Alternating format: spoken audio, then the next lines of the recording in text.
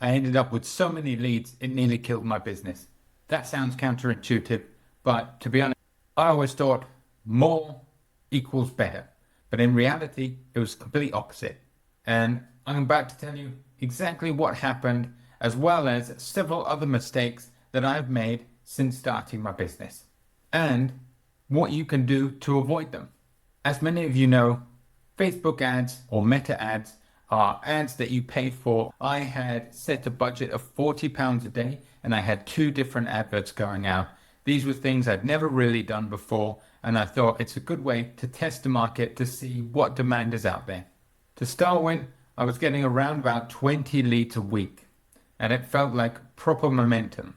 More leads were coming in, having good conversations with people, and that meant more business, right? But what actually happened was I was getting so many leads in, and the amount of time that it actually took to process those leads, I ended up starting to drop balls everywhere, and it was actually starting to impact the business. After speaking to 4 or 5 people a day for an hour and a bit each, over the week, every deal started to blur together as one. I started forgetting who was what, which location, how many rooms, what square footage. It was all really confusing. And what made it worse is as new leads continued to come in, because I was still qualifying the old leads, I didn't actually have time to very quickly call the new leads. And if you don't call them within the same day that they get in touch with you, they often actually forget that they forget they filled out the form in the first place. They're not sure who you are anymore, and trying to get them back on side is all the more difficult. So eventually, once I had sort of realized I was making some mistakes, I had to actually turn the leads off. I had around about 15 to 20 active clients at the time that I knew I just couldn't take any more on all by myself. So the big lesson I learned was more does not equal better. And more importantly, it doesn't equal more revenue, especially if you can't service the clients properly. And that's the key thing, delivering good service. The second largest lesson I've learned in all this time is actually be careful who you work with. You cannot be all things to all people. And the main thing you need to do is to make sure that your priorities as a business are aligned with what the client wants. I've spent a long time working, and I'm talking year and a half, with some of these clients who had no actual intention of borrowing the money.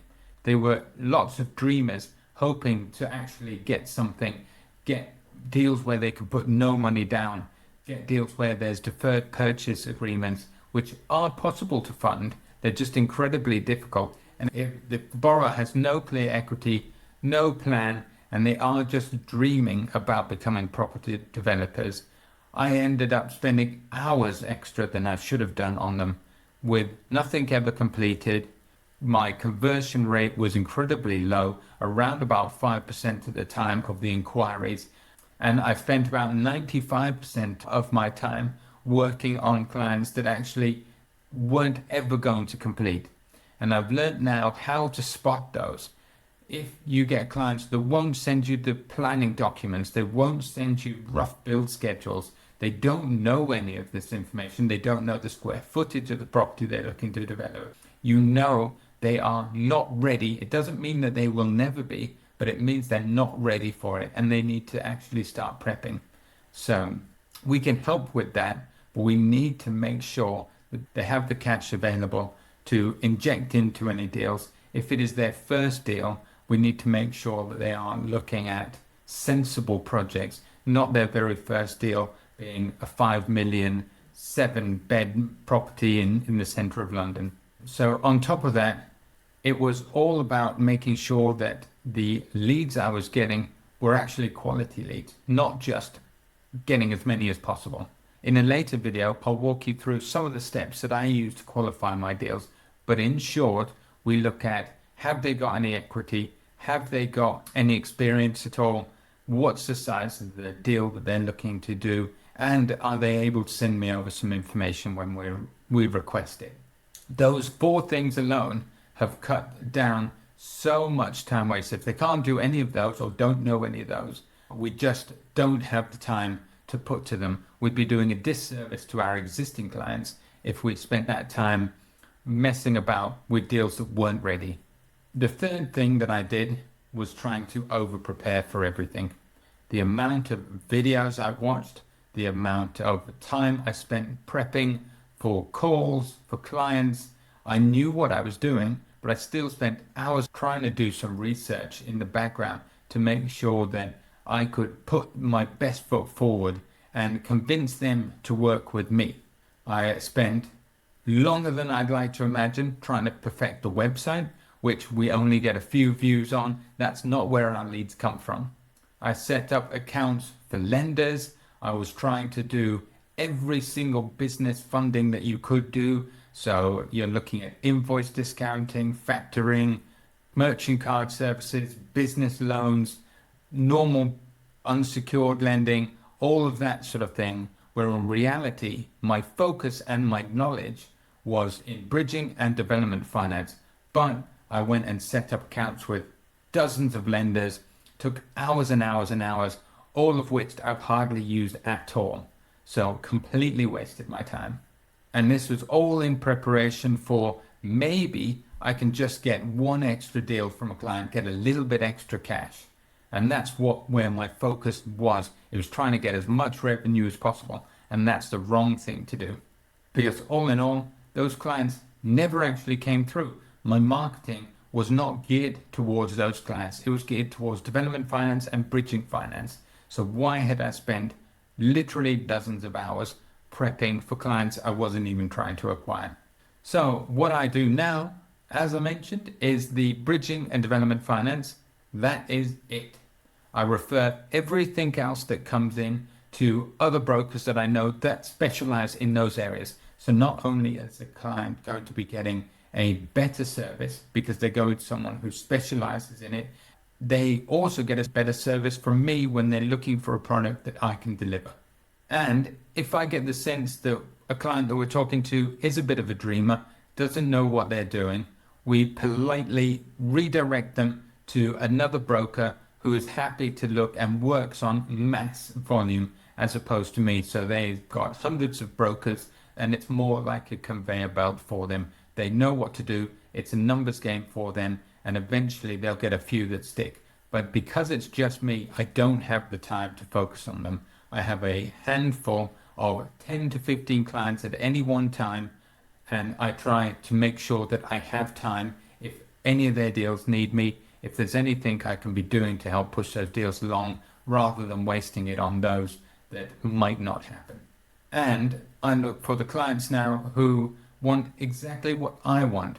So they want simplicity, they want efficient and low fuss ways of working. I'll give you one really quick example of that. One of the largest deals I've ever done, I got a call from a client who had actually seen our videos on YouTube and said, "Oh, I'd like to have a little discussion with you about a deal, see if you can do something to help." So I reached out, we had a really good conversation, and we ended up finding him something that was better than he had found himself, as he just wanted pointing in the right direction. And we're very happy to do that. But it turned out that we were able to sort him. He had everything in line, and it is, till this day, one of the most straightforward deals I've ever done. We helped match him with the lenders, get him all sorted, prep his deal for him for presentation for the lender, and then his team and him were able to help push things along as well. And this is what we're looking for. Everyone aligned with the same mission, and it goes through seamlessly.